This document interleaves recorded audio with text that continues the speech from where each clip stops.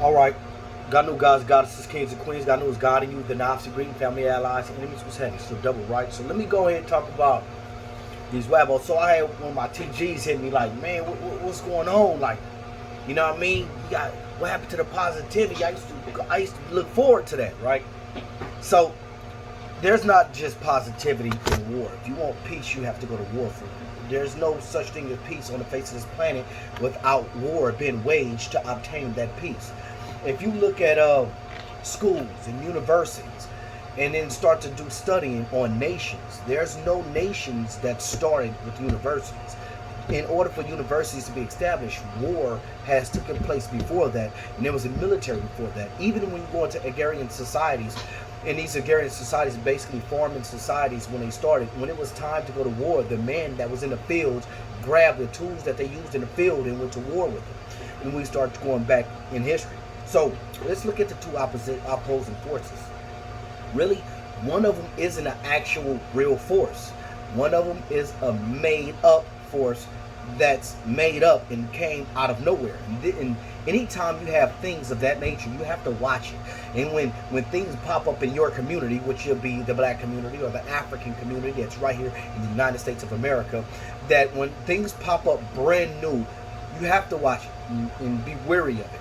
Okay, so let me read Pan-Africanism and the ideal of Pan-Africanism. Pan-Africanism, the ideal that people of African descent have common interests and should be unified. It is the nearest political manifestation.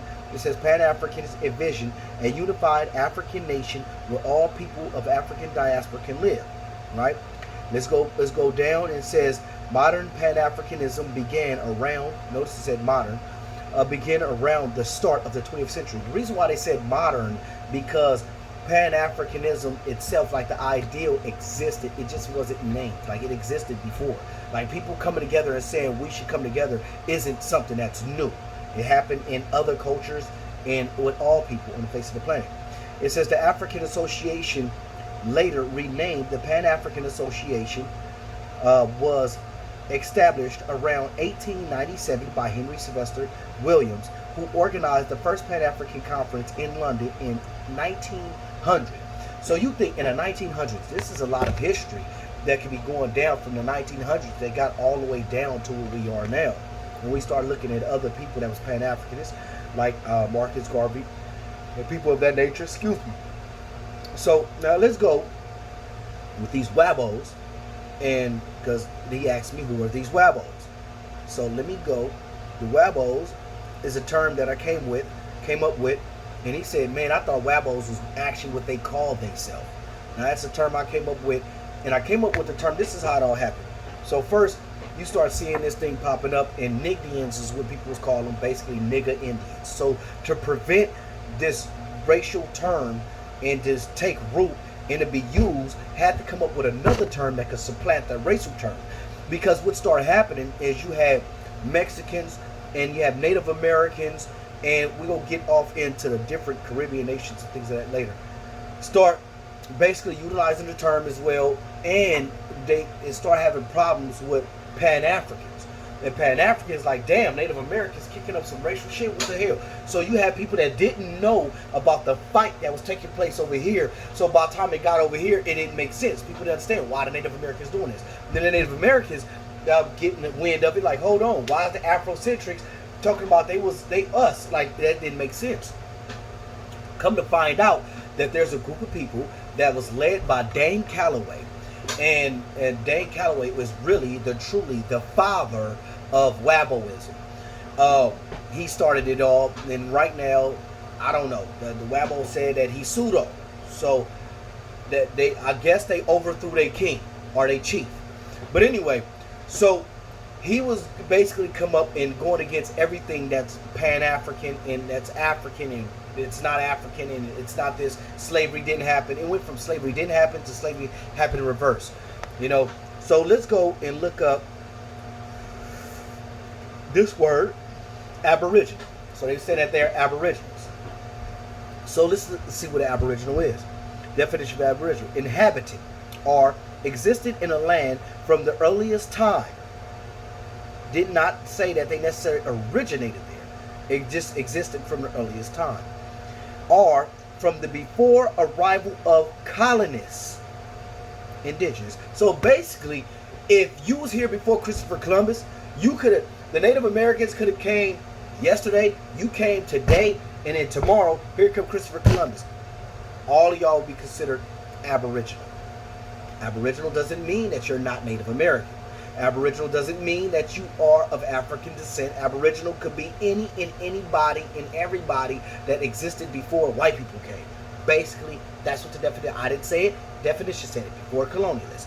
And it says the earliest time. But before colonialists, so colonialist is a period that they pretty much saying existed before this. Earliest time before this, right? So now when we start looking up Pan-African and you have these Aboriginals going at Pan-Africanism, they don't want to be a part. They also said they don't have any blood ties connected to Africa or those of African descent. All right, that's fine. You don't want to be African? Cool. But when you go and start saying that this history that we're teaching our children over here, that we're teaching, okay, cool, you don't want to be us, you can go over there and do what you do. But we're teaching our children, and now that's a problem. That was really us and this and that. You basically, I'm building a brick house, and you're taking bricks off of my house to try to build your house. That's a problem. Hey, man, stop taking my bricks.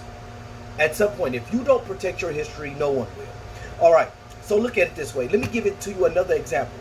So you heard the reparations in the reparation movement, and people talking about reparations. You hear those talk about B1, Black First, and pushing the reparation movement, cut the check, things of that nature. So you have Pan-Africans and those of African descent that embrace their African culture, their African roots, saying you owe us for slavery reparations, and you could tell we in a dilapidated state. The truth is we are in a dilapidated state, and we are at the bottom in the United States of America. You may have a couple of people that got bread, but hey, you got a few tokens. The reason for this, another reason for us constantly wabble smashing, is because we over here, hey man, you got to give us reparations, man, you feel me? And the thing of that, because every other country, they pretty much help. They went bomb country and then pay money to lift them back up. But they haven't done anything to get us back in a repaired state or anything to repair our culture and our nation. Yeah, we should do it ourselves. I understand, that sounds great. But at the same time, they dropped 2 atomic bombs on Japan and used tax money coming out of my check to help rebuild Japan. You feel me? And there was other people that got built up. So, as we saying this, here you go. You have these people that's in our skin color. That when you see them, you say that y'all the same family, and they said slavery never happened. We don't want reparation. We want restitution. We don't need reparations. So now here we go. I have an enemy over here, which is white supremacy. I have an enemy over here, and we fighting to get reparations, and we pretty much got them on their heels. You know what I mean? We hit them in their chin, and they starting to talk about it now. First, they totally ignored it, but now they starting to speak about it because it's gaining too much steam and too much momentum. But then you have this group that says slavery did not happen. So let me ask y'all this: who does it benefit to say slavery didn't happen? Does it benefit us, the Africans in America, to say slavery didn't happen, so we won't feel like they're superior and they beat us down? And now that we know that we never was slaves, is it going to put us in a financial stable, and is it going to bring financial stability? Is it going to bring mental stability? Is it going to stop the violence and the things that are the crimes of economics in our community? Is it going to stop that?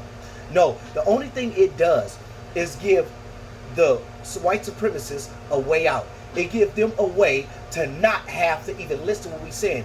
They're providing a door. So when we fighting against them and saying that this is a problem, they are pretty much aiding them. That's just like if you have an attorney, and your attorney saying, well, he didn't do it. And all your family like, yeah, he didn't do it, he innocent. And then here comes somebody else. Well, that nigga could have did it. He looked guilty to me. Well, you got somebody that's in your community that's saying that you could have did it. Then he's now basically they are witnesses against us. And everything they saying, it has no standing. If you listen to a lot of things, it's like, I hear what you say. And then the experts, they say the experts. But let me, because I only got 10 minutes on this, let me cut and come back part 2.